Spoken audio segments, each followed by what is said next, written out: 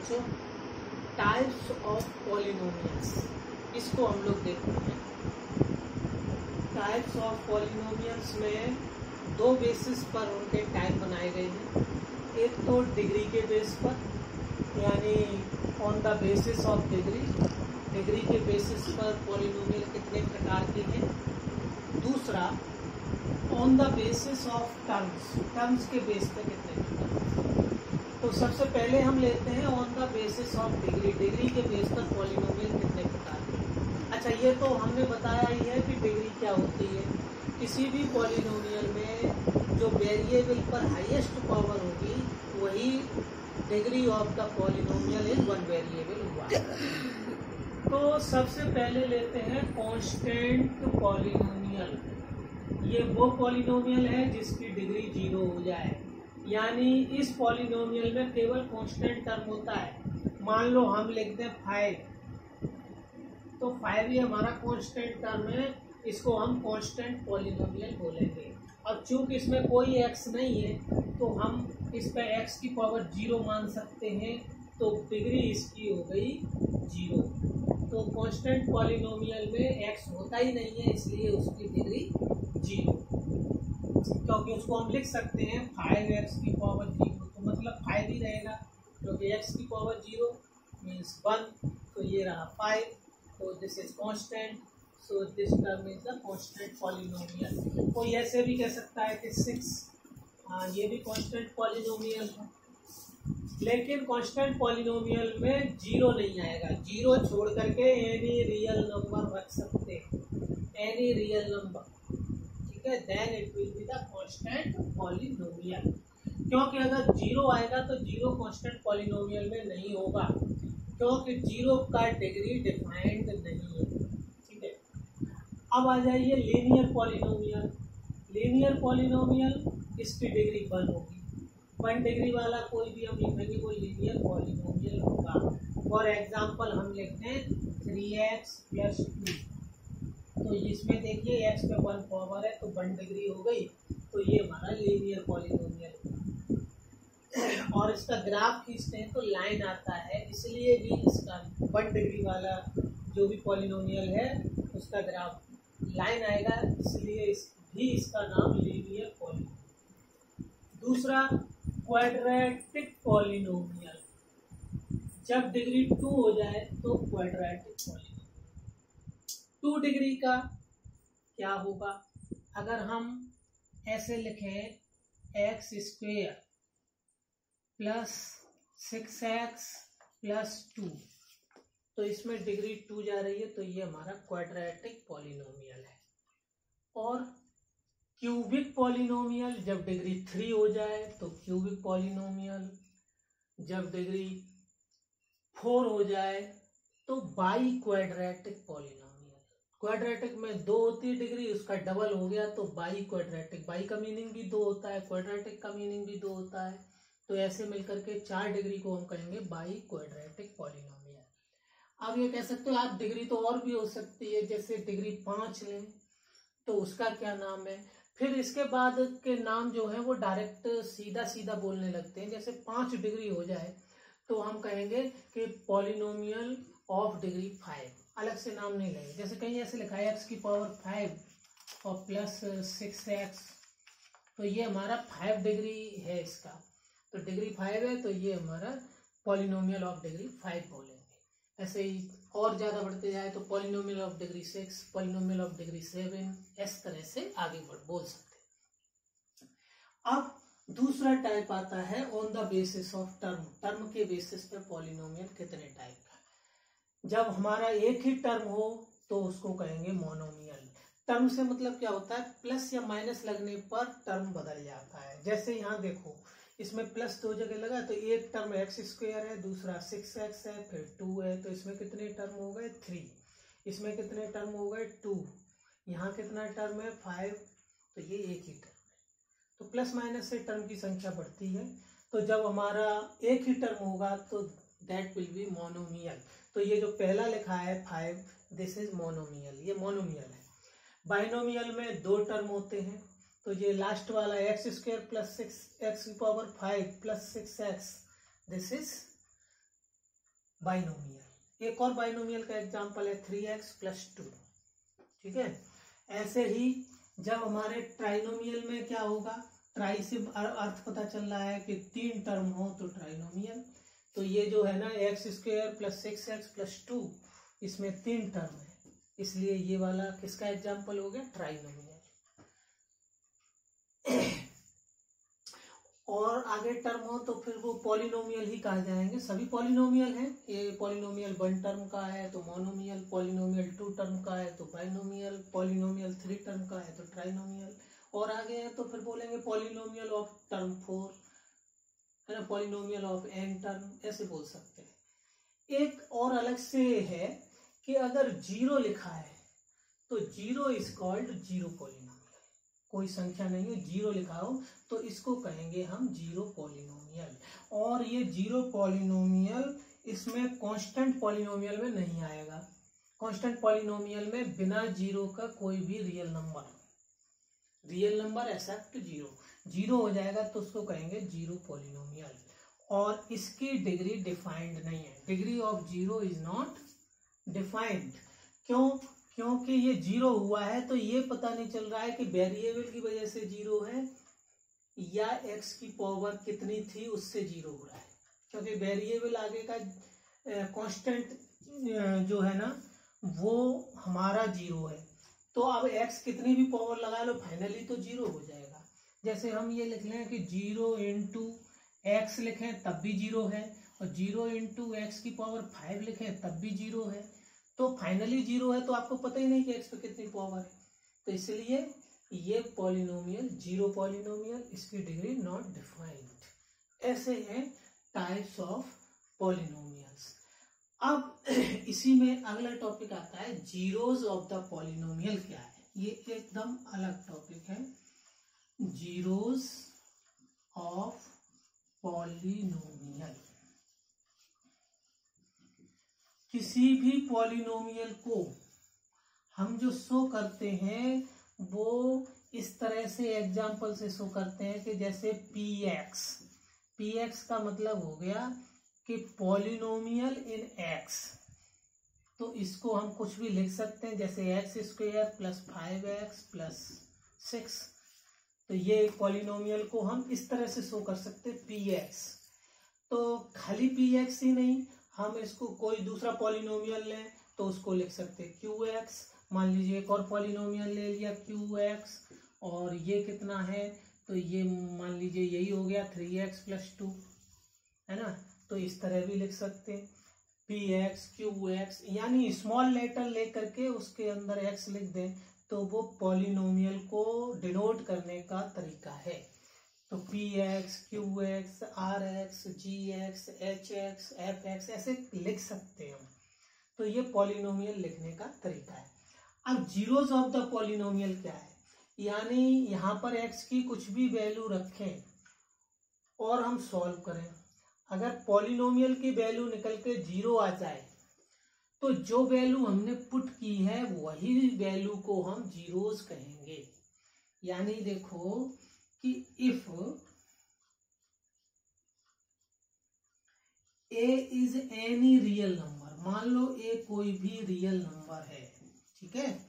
अब इस a को हम इसमें पॉलिनोमियल में पुट करें, तो पॉलिनोमियल में पुट करेंगे तो ऐसे वैल्यू रखेंगे pa और इधर सॉल्व करें और मान लो वो आ जाए 0, तो जो वैल्यू हमने पुट की थी उसको कहेंगे this is the zero of the polynomial. वो इस पॉलिनोमियल का 0 है, और बहुत सारे हो तो जीरोज होंगे। तो 0 क्या करता है, पुट करने पर पॉलिनोमियल की वैल्यू 0 देता है। तो यहां पर क्या हो जाएगा, if a is any real number and pa = 0 आ जाए, देन pa = 0 आ गया तो इस a को कहेंगे this is 0, then a is 0 of px polynomial. जो गिवन पॉलिनोमियल px है उसका ये 0 हो गया। अब यहाँ पर क्या पुट करके 0 आएगा, ये तो डेफिनेशन हो गई। a कोई भी रियल नंबर उस पॉलिनोमियल में पुट करो, अगर वो 0 दे दे तो then a is the 0 of the px। ये पॉलिनोमियल दिया है इसमें हम पुट करके देखें, मान लीजिए P1 निकालें, कितना आएगा, P1 निकाला हमने तो यहाँ पे देखिए रखते हैं, तो ये 1 हो जाएगा, 1 का स्क्वायर 5 × 1 + 6 कितना मिलेगा, 1 + 5 + 6 ये हो गया आपका 12। तो ये 0 नहीं आया है, इसका मतलब है 1 is not 0 of this polynomial. अच्छा एक और वैल्यू निकालो P, अब दूसरी वैल्यू रख दीजिए, मान लीजिए हम चेंज कर देते हैं -2 रख दें, ठीक है, कुछ भी ले सकते हैं, हम रखने के लिए देख रहे हैं। तो -2 रख के कितना आता है चेक करो, तो -2 का स्क्वायर + 5 × -2 + 6, तो ये कितनी वैल्यू मिलेगी, ये मिल जाएगी, देखिए -2 का स्क्वायर +4 हो गया, और 5 × -2 से -10 आ गया, और प्लस का 6 आया। तो यहाँ देखो प्लस का 4 प्लस का 6, ये प्लस का 10 हो गया, और ये माइनस का 10, दोनों कैंसिल हो गए, वैल्यू क्या आ गई 0। तो ये -2 ने इसकी वैल्यू 0 दी, तो -2 is called 0 of the polynomial Px। तो इस तरह से होता है, जो वैल्यू पुट करने पर पॉलिनोमियल को 0 वैल्यू दे, तो वो जो वैल्यू पुट की है वही हमारा जीरोस कहा जाएगा पॉलिनोमियल का, ठीक है। सो यहाँ पर -2 is the 0 of this polynomial. अब पॉलिनोमियल हमको निकालना है, तो ये अप्लाई कर दो, PA = 0 रख दीजिए और उसकी वैल्यू निकाल दीजिए, पॉलिनोमियल को 0 कर दो और सॉल्व कर दो, ठीक है। अब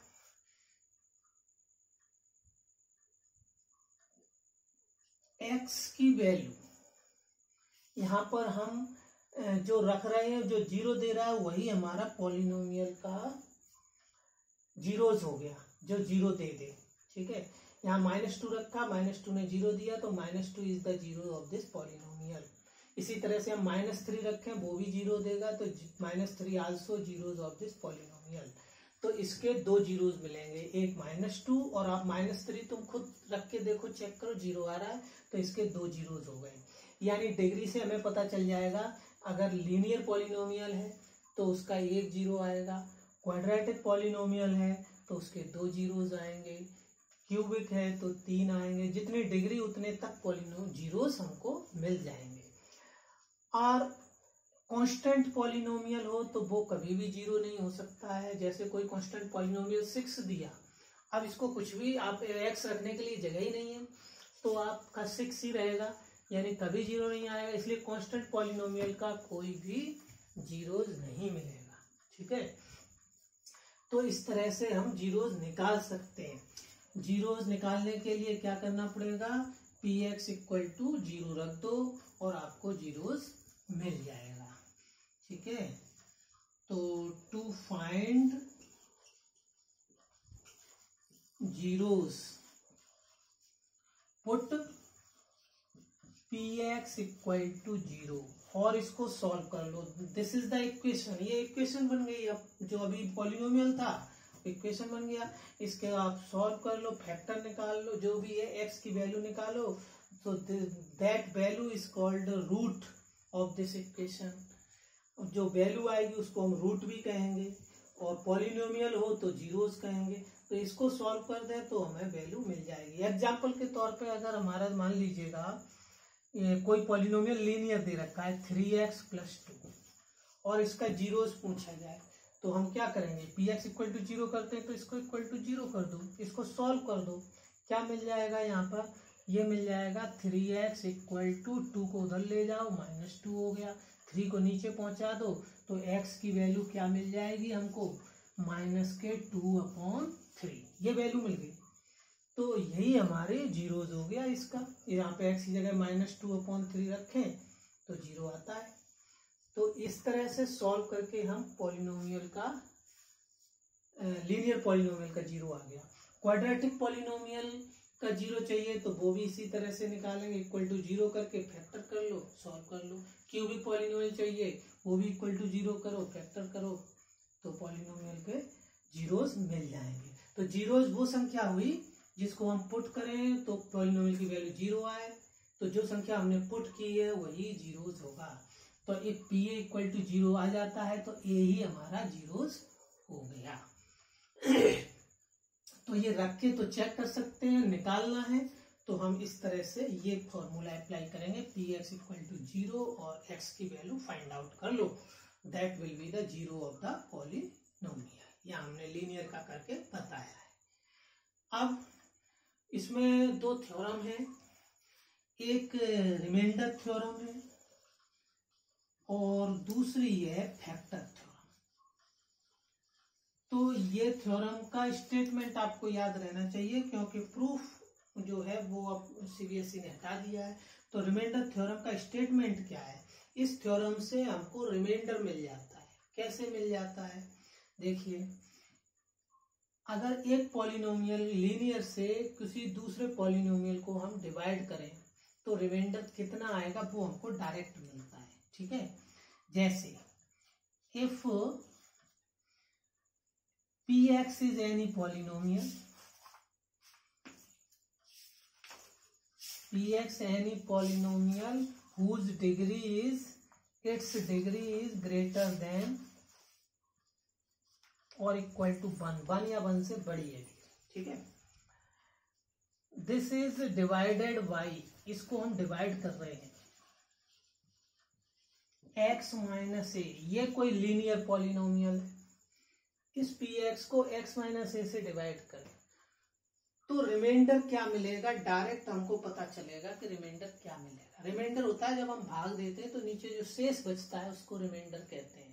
ठीक है ना, तो रिमाइंडर कितना आएगा, यानी जैसे हम 3 से भाग दें, इसमें 3 से डिवाइड करें, 3 से मान लीजिए 11 को डिवाइड करें तो 3 3 जा 9 और नीचे क्या 2 बच गया, तो 2 इज द रिमाइंडर। तो ऐसे ही जब हम एलजेब्रा में एक पॉलिनोमियल से दूसरे को डिवाइड करते हैं, जैसे पी एक्स कोई भी पॉलिनोमियल है ग्रेटर देन डिग्री 1 और उसको हम एक्स माइनस ए पॉलिनोमियल से डिवाइड करें तो रिमाइंडर कितना मिलेगा, तो उसके लिए डायरेक्ट फॉर्मूला यहाँ पर रिमाइंडर को हम यहाँ लिख ले रहे हैं। रिमाइंडर ये कितना आएगा, ये आ जाएगा, जहां पर पॉलिनोमियल का x लिखा है उसकी जगह ये a पुट कर दो, जिससे डिवाइड कर रहे वो पुट कर दो। ठीक है, जैसे एग्जाम्पल के तौर पे समझो कि remainder equal to P A, ये हमारा रिमाइंडर देगा। ठीक है, कैसे, एक एग्जांपल से हम बताते हैं। मान लीजिए पॉलिनोमियल कोई पी एक्स, आपका यही लिखा है, मान लीजिए यही ले रहे हैं कि ये पॉलिनोमियल है और इसको हम x माइनस 1 से डिवाइड करें, है ना, डिवाइड बाई x माइनस 1, तो कितना रिमाइंडर आएगा। तो अब देखो x माइनस 1 से डिवाइड कर रहे हैं तो इसका मतलब हुआ कि हमको क्या पुट करना है, x माइनस 1 इक्वल टू 0, तो x इक्वल टू 1, यानी 1 पुट करना है। उल्टा चिन्ह हो जाता है, -1 है तो प्लस उधर ट्रांसफर किया, तो 1 पुट करें तब कितना मिलने वाला है। तो अब यहाँ पर P1 निकाल दो, वही हमारा रिमाइंडर होगा, क्योंकि जो हम पुट कर रहे हैं वो x माइनस 1 से डिवाइड करना है, तो एक ही जगह क्या है यहाँ पे 1, तो 1 रख देंगे, P1 इज द रिमाइंडर, क्योंकि हमारा ये फॉर्मूला कह रहा है कि P ए रिमाइंडर हो जाता है। अब देख लीजिएगा P1 यहाँ हम निकाल चुके हैं, इसी का P1 निकल के आया था 12, तो 12 रिमाइंडर बचेगा। आप चेक कर लो, x माइनस 1 से इसको डिवाइड कर लो, जो तरीका है लॉन्ग डिवीजन का, नीचे देखना कितना रिमाइंडर आ रहा है, आपको 12 ही मिलेगा। तो यहाँ रिमाइंडर थ्योरम से डायरेक्ट रिमाइंडर मिलता है। आप x माइनस ए से डिवाइड करें तो P A is the remainder. ठीक है, इसी रिमाइंडर के बेस पे फैक्टर थ्योरम दी हुई है तुमको, तो वो देखिए क्या है factor theorem. Factor theorem remainder के बेस पे ही है।